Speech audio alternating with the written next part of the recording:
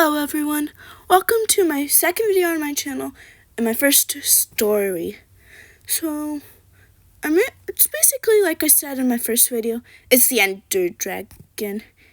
And it's probably one of the most important stories. And my first draft in my notebook starts like this, I'm just going to say. Through the world of Minecraft, through the dimensions, a civilization used to live in the end dimension.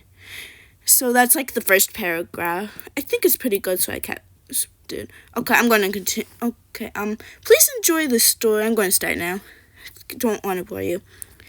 Through the world of Minecraft, through the dimensions, a civilization used to live in the end. And in the end, the civilization worshipped these end crystals. When a person was sick, they would touch a crystal and they would be healed. Life was pretty good in the end, especially considering the crystals weren't the nicest demigods to say. That's basically what they were. Everyone was happy until one day. It started as a regular day, as most of these days do. But then something extremely odd happened. The land began to split into many islands. So basically in this version, the end used to not be a bunch of islands floating in the woods. Anyways, the land began to split into many islands. Islands floating over the dangerous void, a space of endless nothingness. Everyone completely became, obviously, extremely worried. I mean, it's divided. Wouldn't you be worried too? Anyways, so whispers spread among the crowd since they were, having a meeting. And there was this elder who made an announcement. He was like, our gods are angry. We need to make an altar with a sacrifice. There's lots of gasps, obviously. Sacrifice, but no one opposed this idea. And without even waiting, the elder immediately started giving orders and also suggestions for the altar. First, he suggested gold, but decided it was too bright. Then he went, and he decided to do bedrock and stuff. And so they built the altar, which I don't know if you guys have, it's always looked found, it's like the thing that dragon perches on in the game. So anyway, and the elder put a block of obsidian on top. Then they had to decide the sacrifice. Now, the crystals weren't completely heartless, although they're mostly that heartless. Because more obvious in later stories, but less obvious in the story. Okay, I'm going to try not to spoil anything later on. Anyway, so the crystals didn't really want human sacrifices. Well, they're not humans, or whatever they call them. They didn't want the people being sacrificed. They wanted their items being sacrificed, more like, and stuff. But they misinterpreted it. And so they decided to sacrifice one of their people. Eventually, they decided on this young girl named JJ. She took her a second for her to realize what was happening, and she was terrified. But before she could escape, the elder and members of the civilization grabbed her. They brought her to the altar thing and tied her down so she couldn't escape. The elder grabbed a netherite sword. I guess I could have said mace, but I didn't know how strong maces were when I wrote this, and it says netherite sword, and this is my base, I guess.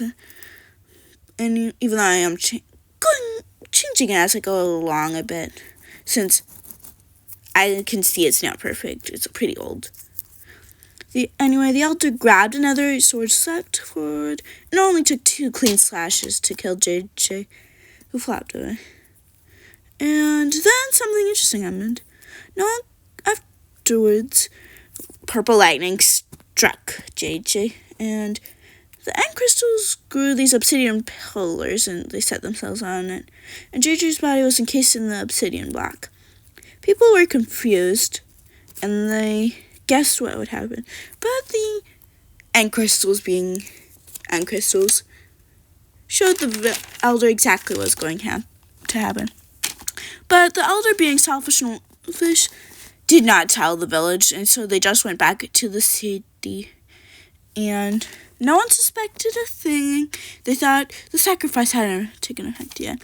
And they put on their elytras and launched into the sky. They had to be careful of, obviously, the void. And then they reached their cities and they landed. The day went on relatively normal considering everything that had happened, except for the elder. He started building an ant ship. Not a lot of those were built originally, but it was like he was building one. He made a little thing, and he decorated it even because he's a little vain. He even put a head on it, like the dragon mask thingy. Yeah, since this story is kind of different from... I kind of had to come up with something creative for it when I was writing the story. And so I'm just going with it.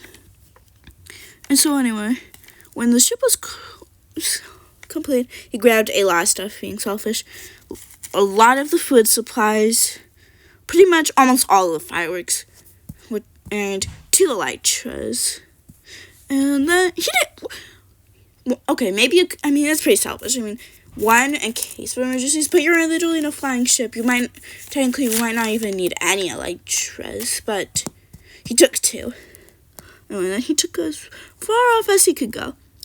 In the end cities, people began to notice the elder was gone and was swapping rumors, but they didn't actually guess the truth.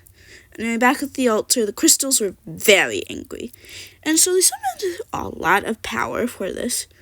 And you guys could probably guess what's happening since you already know it's an Ender Dragon story. So I won't bore you with the details, but they transformed her into an Ender Dragon. And then they revived her. And they were like... And she was like, suddenly woke up. And she broke the obsidian and flew. She thanked the Ender crystals, because even though they were jerks, they didn't have to revive her. They kind of animated her to cause chaos. They're Ender crystals are Ender crystals. It's really weird, actually. I gave the Ender crystals personalities. Anyways, so she shot up towards the end cities and exploded the largest capital. Civilization immediately woke up. They were obviously confused and then saw the destruction and JJ and were terrified. Everyone began running for elytras as JJ destroyed more. Then everyone went after the fireworks, but because the elder took so many, there's only about 1 stack, and they started fighting over them. Meanwhile, the dragon caused even more destruction and took more and more kills for herself. Once everyone was either long gone or slain, the dragon flew back to the altar where she was sacrificed and reborn, and that's pretty much where she stays. Honestly, when I think back to it, why would the Ender Dragon want to stay? I don't actually know. I guess she can't teleport. She had no way out of the dimension. I did have to use teleportation to base the other dimension, so it starts in the end.